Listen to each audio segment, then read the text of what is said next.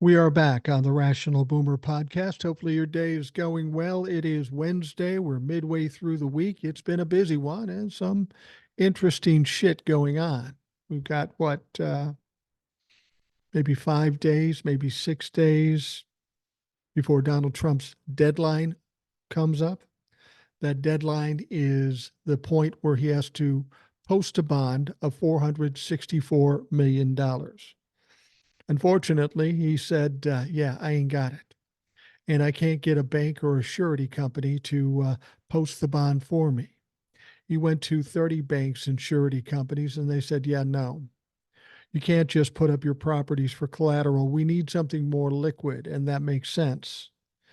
Fact of the matter is he's probably got so much leveraged on his properties, there isn't a lot of equity. It's a little hard to put up something as collateral if you don't own it outright.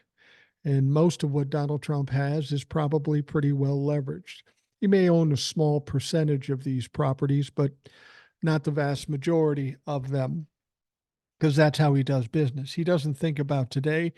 He thinks, oh, down the road, everything good will happen for me. So I'm just going to do whatever I want to do now, live for today, not think about tomorrow. So then he leverages everything, lives like a king, tells everybody he's a billionaire. But when it comes down to nut cutting time, like we're at right now, he's coming up short. He's got nobody stepping forward at this point to give him money to post the bond. And what happens then, if he doesn't post the bond by Monday, I believe, then Letitia James can put liens on everything. I mean, I'm talking bank accounts, I'm talking properties, I'm talking his home, I'm talking about his plane, all this shit. Put liens on it. That's the first step. And then they can start to seize and liquidate these properties. So things not looking too good for Donald Trump. He doesn't have any hope of coming up with the money. It'll be interesting, though, if somehow, some way he does come up with the money. It'll be interesting to hear how he came up with that money, because not only he can't just bring in a bunch of money from somebody else, because if they just give it to him, now he's got to pay taxes on that too. So he's got a lot of problems either way.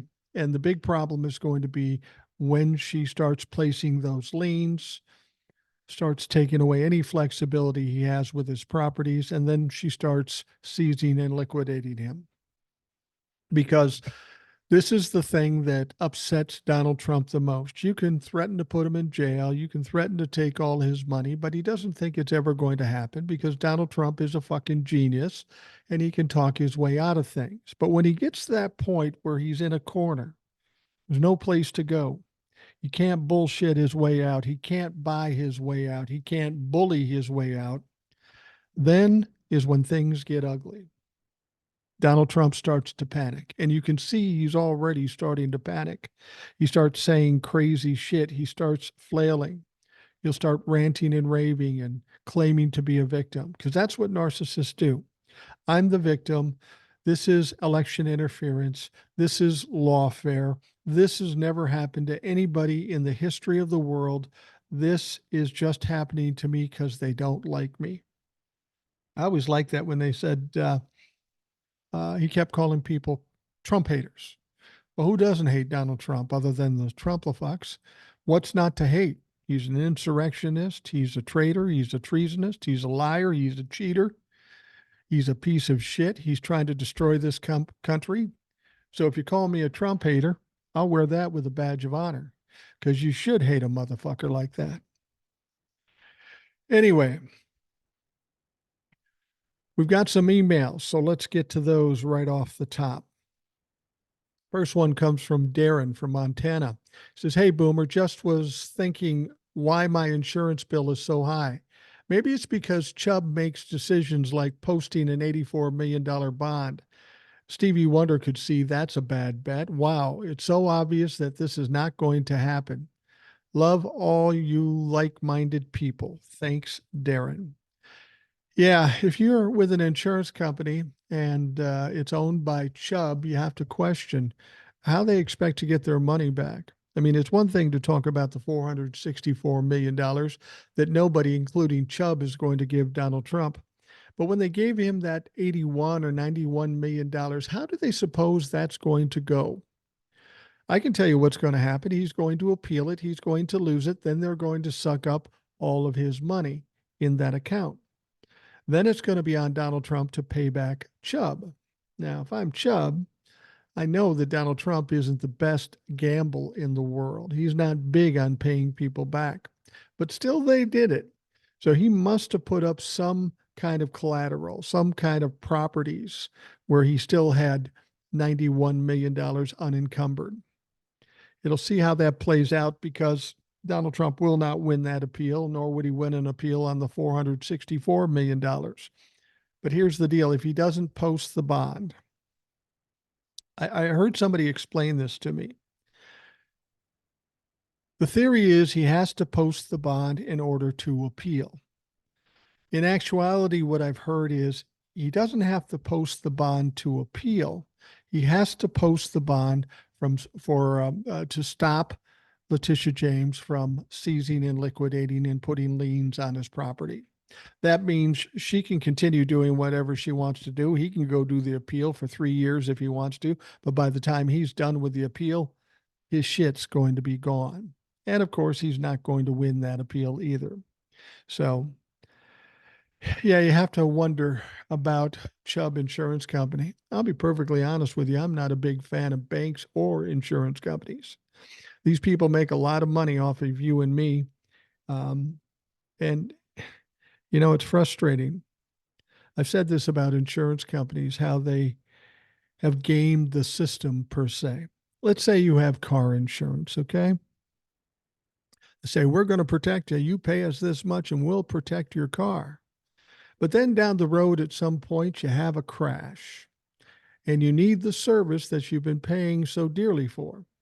You go to the insurance company and say, hey, I had a crash. I need $5,000 to fix my car. And they will give you the money, of course, as they agreed to. But then 6 months down the road, they'll say, you had the audacity to actually use the service you've been paying us for. So now we've got to charge you more.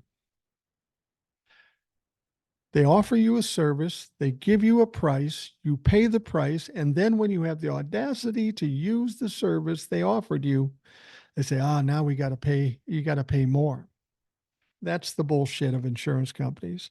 I liken it to walking into this was my joke and now it's turning out to be real, but my joke was, it's like going into a big McDonald's and ordering a Big Mac, spending $7 on the Big Mac, getting the Big Mac, sitting down and taking a bite out of it and having the McDonald's manager come by and go, oh, were you going to eat that?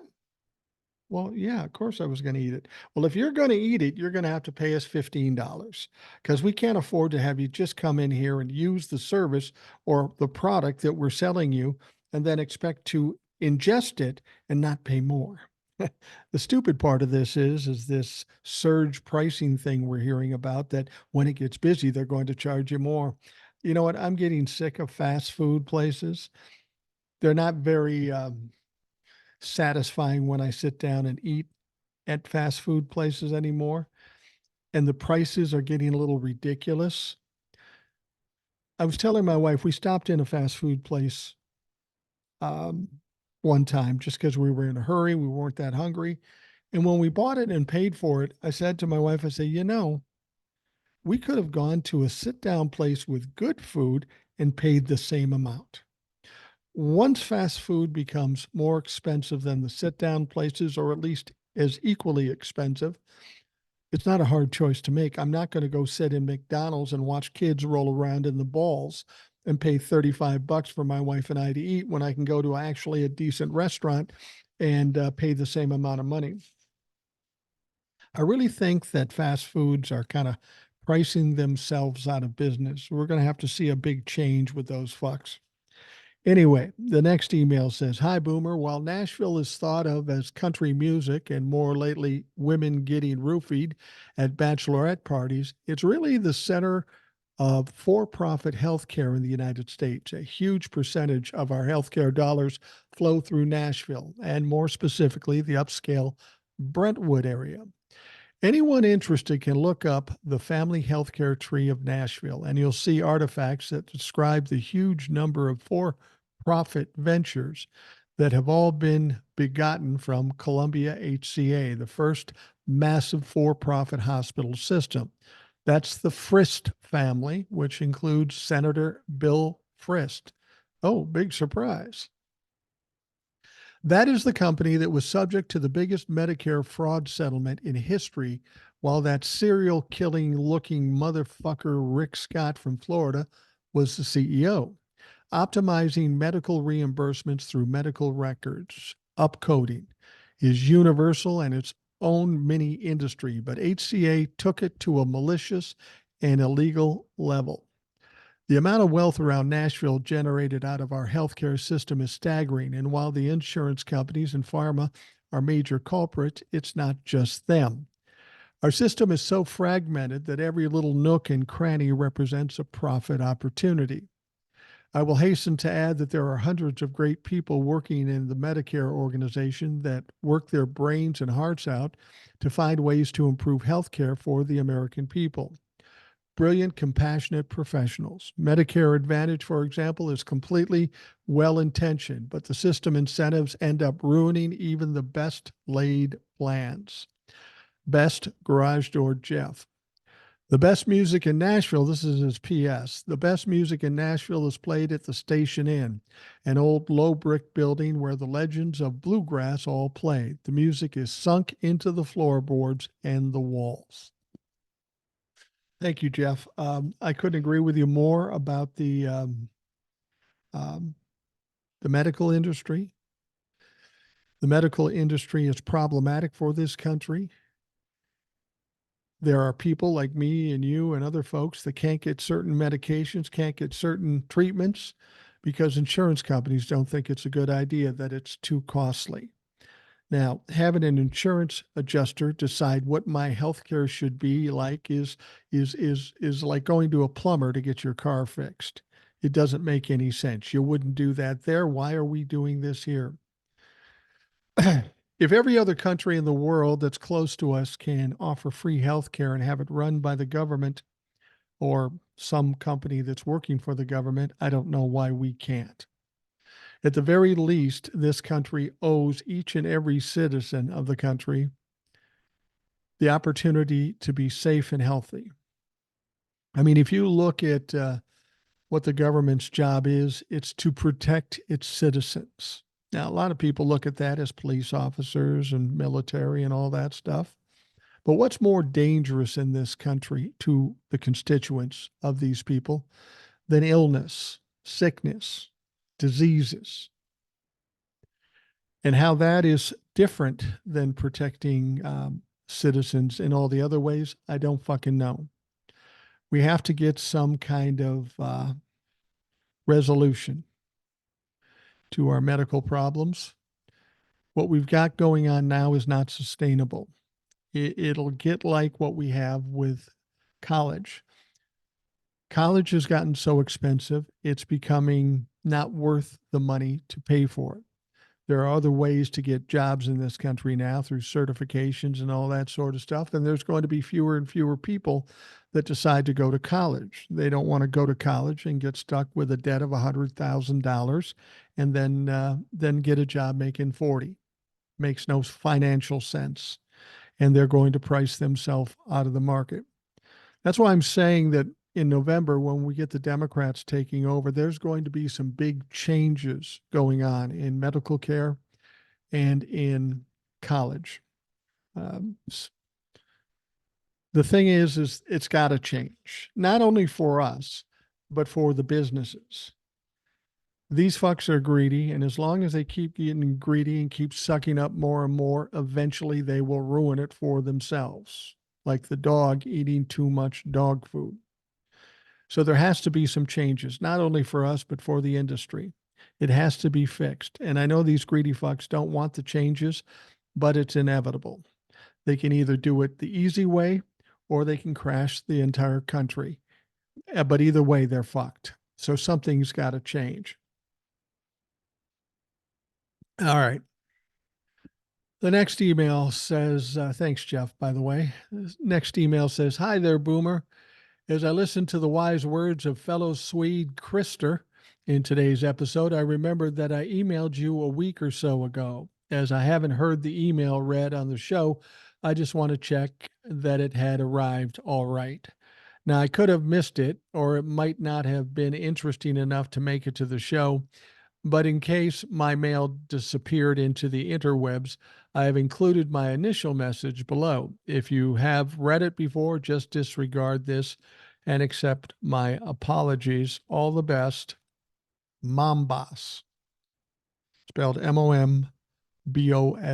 I don't think that's her given name, but she's clearly a mom boss. And Mom Boss, um, I don't know that I read your email before, and I'm not sure why. I don't generally judge emails. I don't even necessarily read the emails before I put them on the show. Sometimes, most of the time, the first time I read the email is when I do it on the show. Um, Not because I'm trying to be fresh and cutting edge. It's because I'm a lazy fuck, okay? I'm just going to read it cold on the show, and that's what I've done. Why I didn't get yours, I'm not sure. Whether it was interesting or not really makes no difference. The only ones I choose not to read. There's only one person I choose not to read, and that was the one that just went on these platitudes and these ridiculous words, and he was clearly trying to fuck with me. I'm just not going to allow him to do that. Anyway, here's her previous email. It says Hej Boomer, spelled Hej. I don't know if I'm pronouncing that right, even though I do have a pretty extensive background as a Swede. My grandfather and great grandfather, I think my on both sides of my mom's side, I think are Swedish. So I do have a history the Swedish with Swedish origins, but I don't know Swedish, so I'm sorry about that. I just wanted to send a quick hello from another listener in Sweden. We have Krister, of course, as she mentioned. I follow several different sources of information about political news from the U.S., and what I appreciate most about yours is that it provides some comfort among all the anxiety. After listening to the likes of the BBC, The Bulwark, Talking Feds, and MSNBC, I sometimes just need someone to tell me it's going to be okay. You know, like your favorite uncle reassuring you that the world might be fucked up right now, but this too shall pass. So thank you for that. And whenever you decide to come visit the land of Ficca and flat pack furniture, I can provide a crash course in Swedish phrases and foul language. Now that would be helpful. All the best, Mom Boss. Well, Mom Boss, I appreciate it very much. I would like to come to Sweden. My wife and I have talked about it. I don't know when, where, or how, but I think I need to do that since that is my heritage. Thank you, Mom Boss. And I'm sorry I missed your email the first time around, but we got it this time. All right. The next email starts out by saying, just wondering what you think of all the nasty things Paul Manafort did in the past, his ties with Russia, and the possibility of him rejoining Trump Thin-Skin's campaign. Could he possibly get the $500 million through Manafort's connections to Russian oligarchs? I'm always curious about your take on things. Thanks, Peg H-M. Um, Having Paul Manafort back in the fold doesn't surprise me. He's clearly a felon. He got a pardon or something from Donald Trump, but he is a felon. He is tied to the Russians. He is a Russian agent. But do I think he can get money out of the Russian oligarchs? I'll just say what I said before. What do they get in return? He has no money. He will have no property. He has no standing as president of the United States. It doesn't matter how close Manafort might be to Donald Trump. If someone's going to give up $500 million, they better be planning to get something back.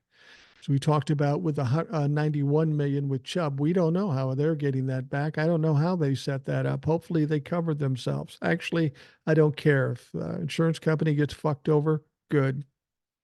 They're stupid enough to get in bed with Donald Trump. They fucking deserve it. Anyway, I just don't see how anybody goes into their pocket and gives Donald Trump a half a billion. The only thing he could possibly have that they might be interested in, he really doesn't have anymore. And the only thing he could offer is influence. Now, if he was president of the United States, I get it. If he had a prospect of becoming president of the United States, I get that too. But he doesn't. You know, it's funny. I was talking to somebody today and they looked right at me. And my wife looked at me when they did this. She goes, I really think Donald Trump's going to win. And it wasn't that he was a fan, he was scared. He said, I really think he's going to win. And I said, he's not going to win. He said, I know you said that, but in spite of that, I think he's going to win. And my wife looked at me, shut the fuck up. And I didn't shut the fuck up, but I was very tender about it. I said, really, what do you think would cause him to win? I mean, what is it that tells you he's going to win? And he really couldn't tell me anything. He says, well, on the news. I go, don't listen to that shit. He's not going to win.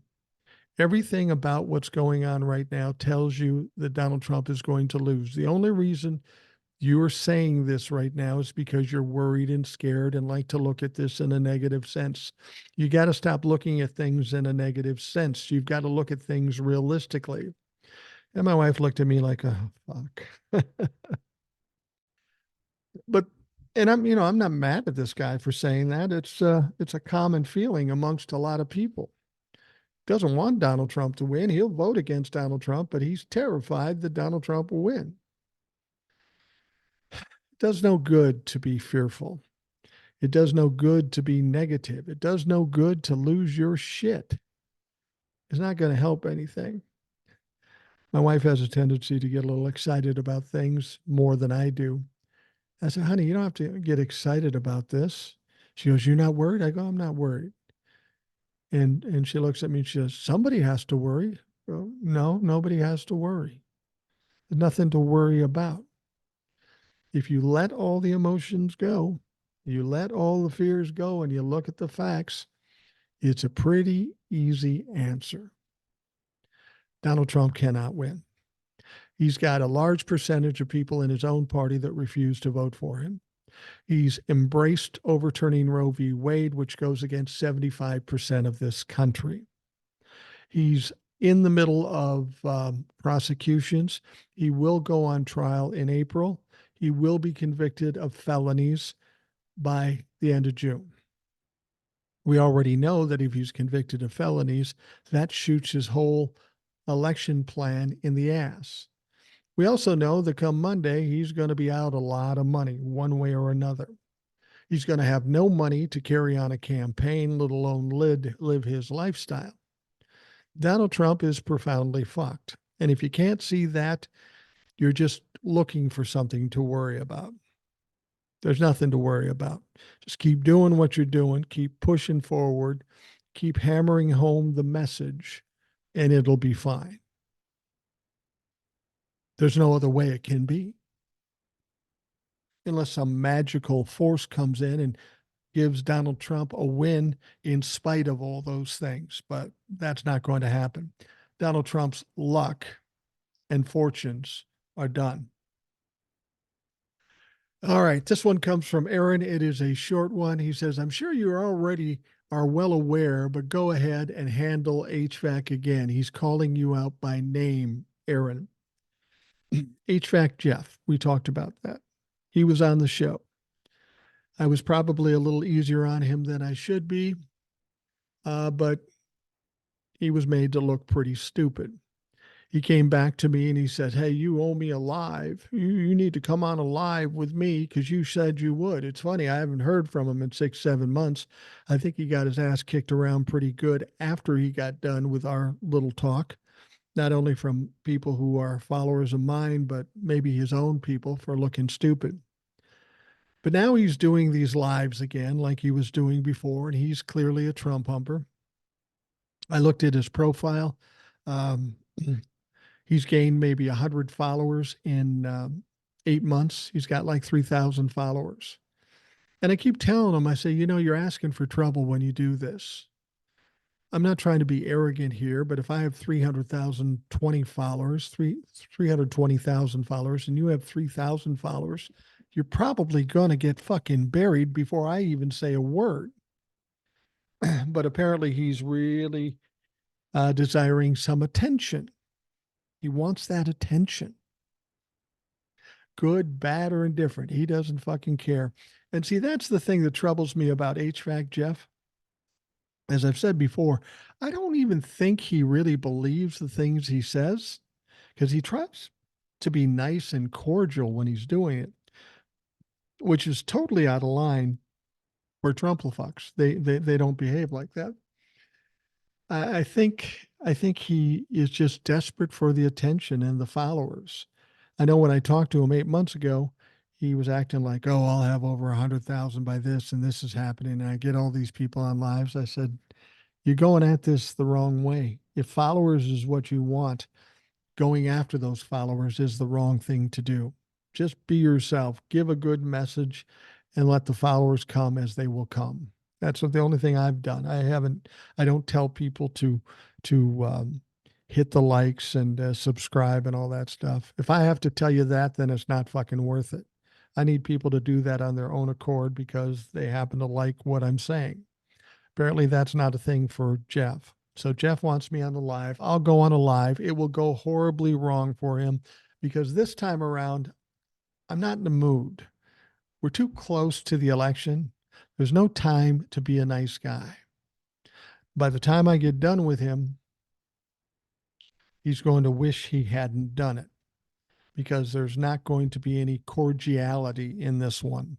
If he says something stupid, I'm going to call him out and I'm going to put him in his place.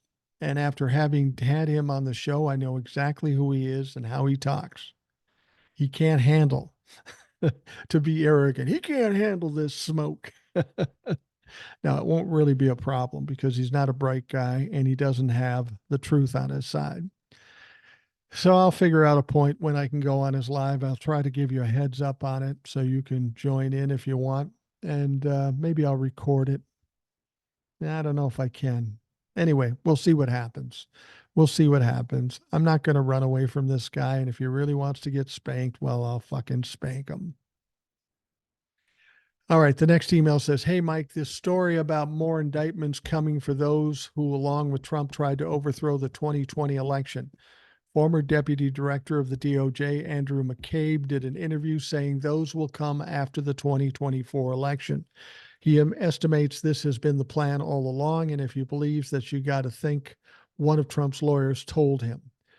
Dude has got to be shitting his diapers even more. Just more important, we beat this orange menace in November, because if he does win, which he won't, then this and democracy will be over.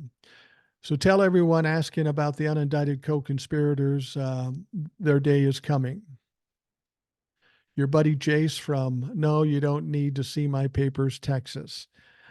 We got to talk soon about the awful SCOTUS decision on being able to arrest suspicious people. Jace from Texas. Absolutely right, Jace. And that's the word from McCabe that all of us that have been worried about the sitting members of Congress, Ginny Thomases and Roger Stones, their day is coming. And it may not come until after the election, and that makes a certain amount of sense. They want to get Donald Trump done and not allow those fucks to confuse Donald Trump's trial, because as soon as they get indicted, they'd want to join Donald Trump's situation, and then it just makes it more confusing and takes longer to get Donald Trump tried. They need to get him done, and then they'll follow up with the unindicted folks. All right. Next one says, "Hi, Mike. I was listening to Legal Dad on TikTok, and he was talking about the appeal of the fraud case. He was under the impression that Donald Trump could still appeal even if he didn't put up the bond. The only thing the bond does is prevent the enforcement of the judgment. Letitia James can start seizing his properties and settling his business. The other side of that, he will have to pay taxes on gains from the sale. So not only is he going to lose all his shit, but after all his stuff, he will end up owing taxes within a few months on that balance." Dirty Diaper Donnie is losing it. I've seen part of his reaction to not getting a bond on his fraud social platform. It's a top 10 list of usual lies. It's the usual Letitia James ran on getting Trump. I've won on appeal 4 times already. The judge won't listen to the court appeals. No one before has ever had to put up a bond to appeal, among others. He claimed he might have to sell off his great and valuable properties, possibly at a fire sale price. And he goes on to wonder what will happen when he wins the appeal. Well, not going to win the appeal. I'm sure he believes every bit of it, as his ego won't let him accept that he's a loser. I'm sure his Trumplefuck base will also believe it, as they also don't understand how shit works. I've seen several creators make videos from comments left on Hawk's TikTok. Several Trumplefucks claim Trump has never been and will never be arrested. How, with all the technology we currently have, can people be so willfully uninformed? Donald Trump has been arrested 4 times in 4 separate jurisdictions. Don't care what anybody else says. Lastly, I heard about Aileen Cannon's latest stupid ruling. She put down in an order that she wanted both sides to prepare jury instructions for 2 scenarios. One would have her ask the jury to look at every piece of classified information and decide if there are government or personal records of Don the Con. 2 would be if the president alone could decide if something was a personal record or government property. That's so ridiculous. I can't believe a sitting judge would not only write that, but actually be willing to sign their name to it. I'm hopeful this will finally be enough if her playing judge for Jack Smith to finally go to the 11th Circuit. This has gone on long enough. Thanks, Eric. And we will be talking about that in a little bit. But yeah, she may have jumped the shark, as it were. That's a little too far. That's a little too stupid. It's incompetent. It's corrupt. And this may be the moment where Jack Smith says, enough, motherfucker. We're going to the 11th Circuit. But we'll see what happens. And as I say, we'll talk about that further in the next section. All right, we are going to take a quick break and we will be right back.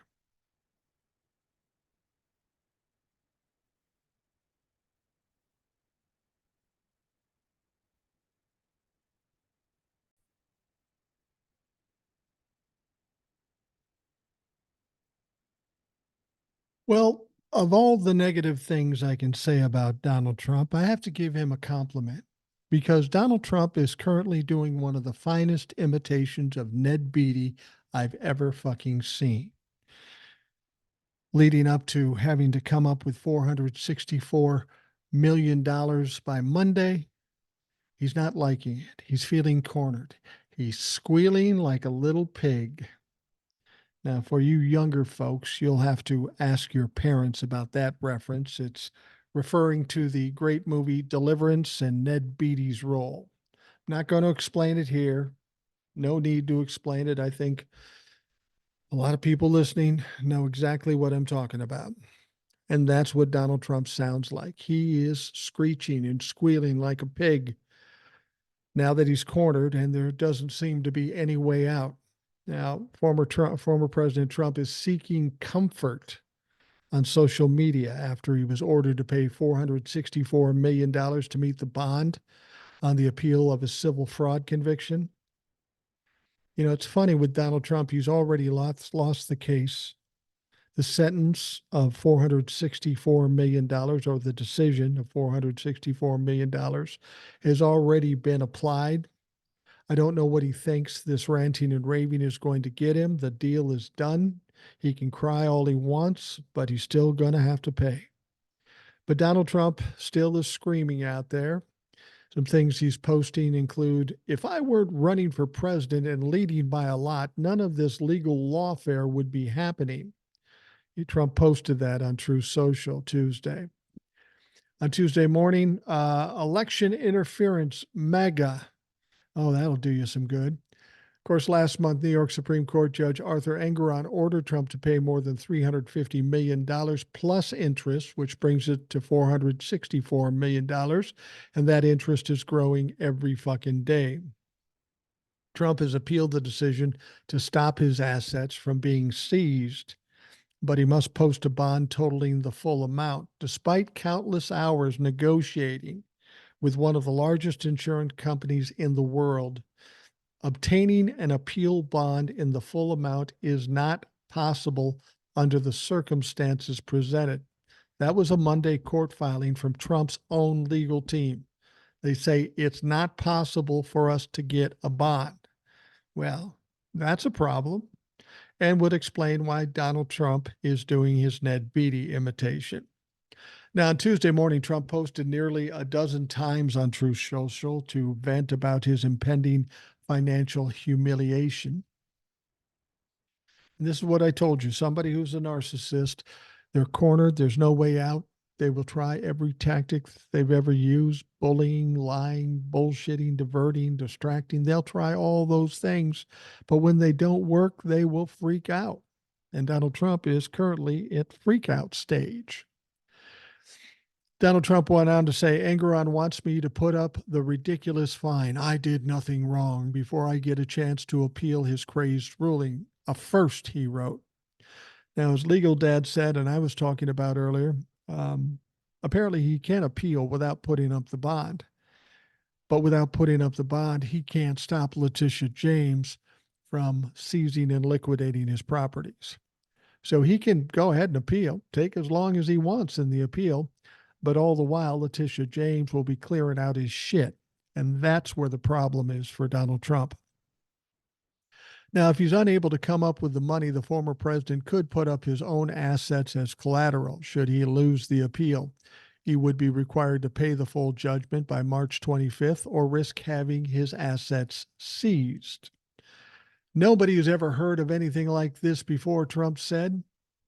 I would be forced to mortgage or sell great assets, perhaps at fire sale prices, and if and when I win the appeal, they would be gone. Does that make sense? Witch hunt, election interference. As part of Engoron's ruling, Trump also was barred from serving as an officer or director of any New York corporation for 3 years. Sons Eric and Donald Jr. were also barred from serving as executives for New York companies for 2 years. Their complete lack of contrition and remorse borders on pathological, the ruling said. They are accused only of inflating asset values to make more money. The documents prove this over and over again. That's what the judge said. Now, on Monday night, Trump appeared to continue inflating the price of one of his assets in a Truth Social post. The only fraud in the Peekaboo James case, our failed and disgusting New York State Attorney General, was her convincing Judge Arthur Engoron to put a value on Mar-a-Lago in Palm Beach, Florida of just $18 million when it's worth 50 to 100 times that amount, he wrote. And see, this is what I'm talking about, Donald Trump. He's trying to fix his situation by finding one little minuscule of a thing that he thinks is wrong, and it's not. It's worth about 18 million. But he wants to claim that it's worth much more. That wasn't the only thing he inflated. He's got a lot of things he inflated, but he's focused on Mar-a-Lago for some reason. So I said this before. I said, if Mar-a-Lago is that valuable in Donald Trump's mind, say it's worth $1 billion, say it's worth that. I mean, that's kind of what he's saying. You would think it would be easy to get a second mortgage on a $1 billion property for $500 million. That should be simple. Shouldn't even be hard to get a bank to do that. But you know what? It's not worth $1 billion. It's probably worth $18 million, and it's his own fault. Now, had he left it a country club, commercial thing, it would be worth more money. But he decided to make it, no, wait, the opposite way around. If it was just a personal home, then it would be worth more money. The fact that it's a country club, it's worth less money. And he went that way because with it being worth less money, he'd have to pay fewer taxes. And then what his plan would be to be when he put it up for collateral or something with insurance or loans, he would claim that it's a personal home and say it's really worth this much, in spite of the fact that he's already set it up to um, be a commercial property. So this claim that he's making is him committing the very crime that he was found liable for. Fucking ridiculous. Um, he's trying to say that it's worth 50 to 100 times more than the $18 million amount, even if it was a personal home. Even if he did it logically and legitimately, it still wouldn't be worth that much. Now, with just 4 or 5 days to come up with the money, Trump, who once claimed to be worth more than 10 billion, has gone into overdrive, victimizing himself. I shouldn't have to put up any money, being forced by corrupt judge and AG until the end of the appeal, he posted Tuesday on Truth Social. That's the way our system works. Well, that's exactly right, Donnie. That's how the fucking system works. And it doesn't matter if you don't like it. Like Legal Dad said, you can go ahead and appeal, but you got to come up with the money. If you don't come up with the money, Letitia's going to grab your shit. And I hope she does, because that'll be even a further embarrassment for Donald Trump.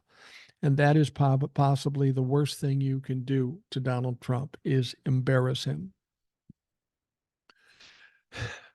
As I was talking about earlier, Donald Trump likes to focus on stupid things that really have no bearing on him getting out from under the problems he has right now.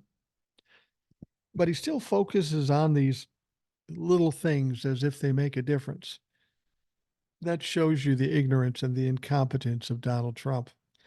And he's got one thing that's stuck in his craw now. Donald Trump on Monday filed a lawsuit against ABC News and George Stephanopoulos, claiming the anchor defamed the former president by saying he'd raped E. Jean Carroll instead of sexually assaulting her. Stephanopoulos used the term several times in an interview earlier this month when he was talking to Representative Nancy Mace, where he asked her how she could defend a man who had been found liable of rape. Now, he said judges and two separate juries have found him liable for rape and for defaming the victim of that rape. He said at one point, how do you square your endorsement of Donald Trump with the testimony we just saw?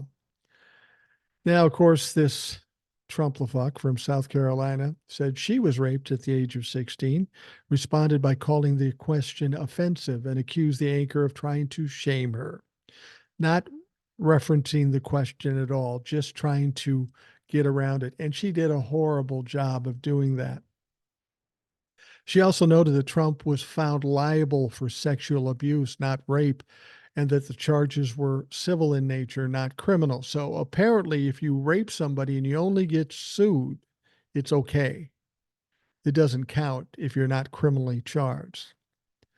Now, the point looms heavy in the 20-page complaint, which alleges Stephanopoulos maliciously intended to convince his viewers that Trump had been found liable of rape.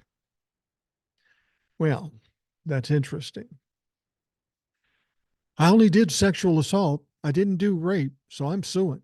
Well, that's not going to work either. The suit requests judgment for damages, punitive damages, court costs, and such other relief as the court deems just and proper, but doesn't spell out a specific amount. Now, an ABC News spokesperson declined to comment to HuffPost. Trump's legal team is hinging their case against ABC or something of a technicality, as New York state law narrowly defines rape as non-consensual penile penetration. Trump was found by a civil court last year to have assaulted Carroll in a department store dressing room, forcibly penetrating her vagina with his fingers. But the court did not rule that the allegations met the more specific definition of rape. So Donnie sees a loophole. Like he doesn't have enough court cases going on, and like he can afford to go up against ABC News at this point. Anyway, now, in spite of all that, in an August 2023 filing, District Judge Lewis Kaplan clarified that those findings don't mean Trump didn't rape her per se, Based on all the evidence at the trial and the jury's verdict as a whole, the jury's finding that Mr. Trump sexually abused Miss Carroll implicitly determined that he forcibly penetrated her digitally, Kaplan wrote. In other words, Trump in fact did rape Miss Carroll, as that term commonly is used and understood in context outside of the New York penal law. So the judge said it was rape. So good luck suing him on that. Now, of course, the New York jury ordered him to pay Carroll $5 million in damages last May. Then Trump couldn't shut his mouth, and they got him for $83.3 million. He's posted $91 million in the bond. But see what I'm saying? Donald Trump is going to lose all of his money to Letitia James. He's going on trial next month for criminal charges, 34 felony charges. And he's worried about suing ABC News and George Stephanopoulos, something he can't win. I don't think he can even afford to have the trial. He's got so much money going out in legal fees. I don't know where he's going to come up with the extra money. But the thing about it is, this is just an old ploy of Donald Trump's. This is his intimidation tactics. I'm going to sue you, so now you're going to be scared, curl up in a ball, and do whatever I want. Maybe settle out of court so I can grift a little bit more money. I don't think ABC is going to settle out of court because they're not wrong, and neither is George Stephanopoulos. The judge himself called it rape. And so, based on that, Donald Trump could never win the case. So, Donald Trump will do what he always does. He'll bluster and bullshit, and then he'll back off, and that lawsuit will never happen. Hopefully, he learned a lesson over in England. I don't know if you remember this story, but in England, Donald Trump decided to sue Christopher Steele, that whole dossier issue. He didn't like the Christopher dossier. He said it was all fake. It was all a hoax. The Republicans are screaming about it. So Donnie Trump thought he'd do something, and he sued Christopher Steele for producing that dossier. Unfortunately, what happened was the judge took a look at the lawsuit and said, this is bullshit, threw it out, and then made Donnie Trump pay $400,000 to Christopher Steele and his legal team for expenses. That's what Donald Trump does. He fucks up every time. So I suspect when he gets pushed back here or the people don't cower from him, which they won't, he'll just let it go and you'll never hear from it again.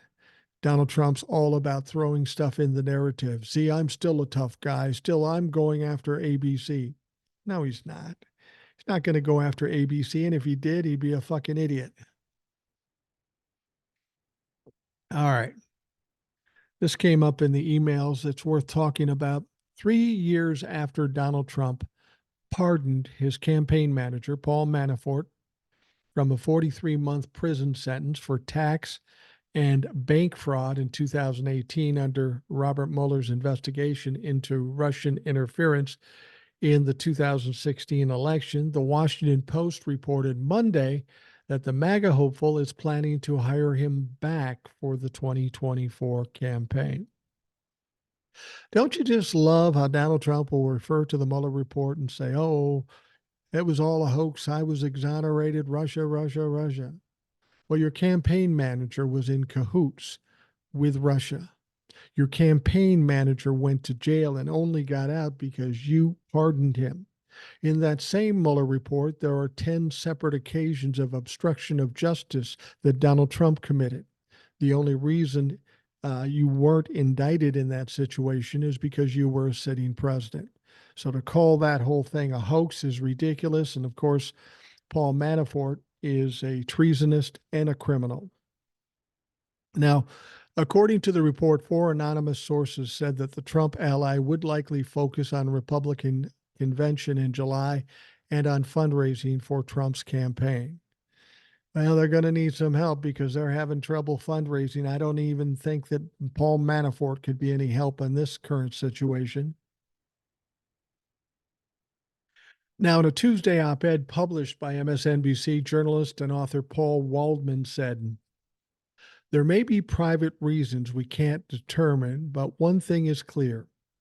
Hiring Manafort would be a provocation, a way to simultaneously tweak Trump's enemies, including the media, and signals his supporters that he's unconstrained by rules, laws, and even shame." Well, I disagree with that. I mean, when they start taking all of his money and he gets convicted of felonies, uh, he is not unconstrained by rules and laws or even shame. I think the shame is coming on Monday when his money is going to be taken away, his property is going to be taken away. Nonetheless, we'll continue. Now, during the Monday episode of her show, Rachel Maddow pointed out Donald has never been more desperately in need of money than he is right this second. The day it is reported that this guy, for all of his baggage, for all of his ex-con sparkle, the guy is coming back. The guy who specializes in extracting money from Kremlin-aligned interests to serve Vladimir Putin's long-term goals. Now, he might be an expert at getting money out of people. But again, what do they get in return? He's not the president. He has no power. He's just a citizen sitting in his dirty diaper down in Florida. If he had a prospect of becoming president, well, then maybe they might try to push him up over the top. But he's sunk so low that to get him over the top to win the presidency is going to take more than $500 million.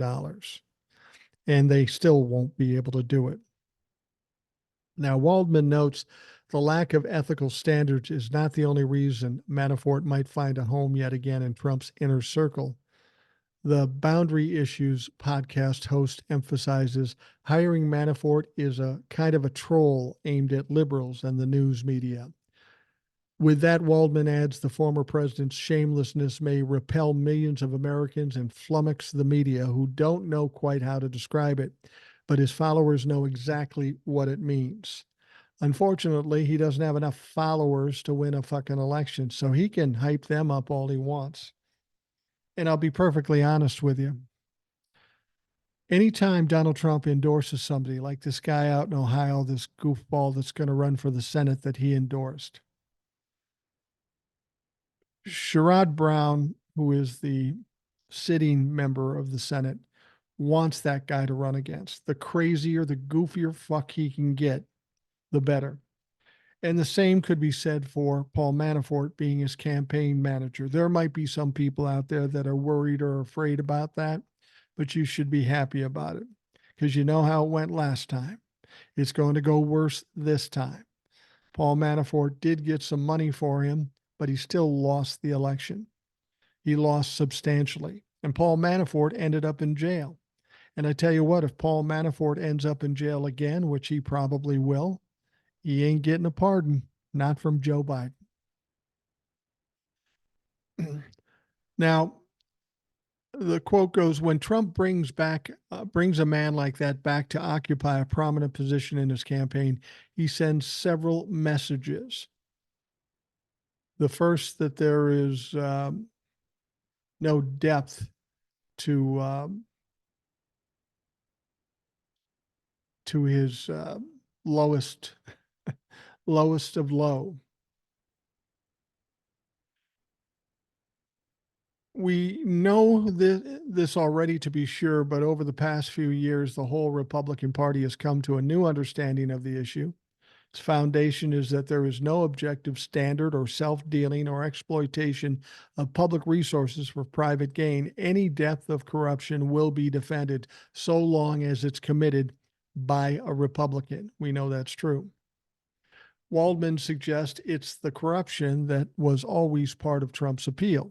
He is a man unconstrained by ordinary rules and norms, and for people who chafe at the limitations the world puts on them, nothing could be more appealing. He cheats on his taxes because that makes me smart. He goes into court and demands immunity for crimes past and future, and even if he doesn't get it, the sheer gall of him expecting it only adds to his allure. And I've said this before, who Donald Trump appeals to are those people that maybe feel like They haven't gotten a fair chance, that the government has oppressed them, and they need somebody to fight back against the government.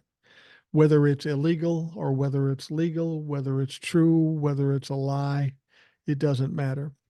Donald Trump is the champion of the lowest common denominator in this country. All you have to do is look at the people they talk to, either the lowest common denominator or the richest people that think they can manipulate his ass. That's who loves Donald Trump. Now, Donald Trump's former fixer has some sobering advice for Peter Navarro. You heard that story. Little Petey Navarro, former advisor to Donald Trump, went to jail yesterday. Boy, he tried everything he could do to wiggle out of it. He was convicted of contempt of court. He appealed it, said he should be able to stay out of jail until the appeal is done. Judge said no. The appellate judge said no. They sent it to the Supreme Court, and they said no. So little Petey is in prison right now. He's gone from carrying out the Green Bay sweep to a quarterback sneak straight up the fucking middle, if you know what I mean. Now, Trump's one-time attorney and fixer Michael Cohen, who notoriously served time behind bars for tax evasion, making perjurious statements and campaign finance violations, appeared on CNN's Out Front to warn the ex-president's former aide Navarro about what's in store, because it's not a pleasant experience going to prison. Navarro reported to a prison in Miami Tuesday after being convicted of contempt of Congress for ignoring a subpoena to appear before the J6 committee. All he had to do was show up and plead the fifth. Dumb fuck didn't do it because Donald Trump said he didn't have to. Pete Navarro has no idea just how bad prison actually is, Cohen told anchor Aaron Burnett. And I'm speaking from experience, not once, but twice when I was unconstitutionally remanded. It is terrible. He noted that the compromise he and Navarro made to do Trump's bidding becomes all too real once you lose your freedom. Your whole life changes. And why is it changing? Because he's doing something for Donald Trump, a guy who's 100 miles away from him enjoying a Mar-a-Lago burger and a bunch of ice cream at his gilded club. I don't know what he's thinking. Well, he's going to start rethinking as of right now. It's amazing to me that people like him go this far and still hold strong to supporting Donald Trump. They see what's ahead of them. They see the price they're going to have to pay, but they still stand behind Donald Trump. I have a feeling he's going to have some time to reflect on that while he's in prison in Miami, and he may end up changing his mind. He better change his mind because by the time he gets out, we'll be closer to the election, and Donald Trump will be closer to becoming irrelevant in this country. And once he's irrelevant, not the guy you want to support.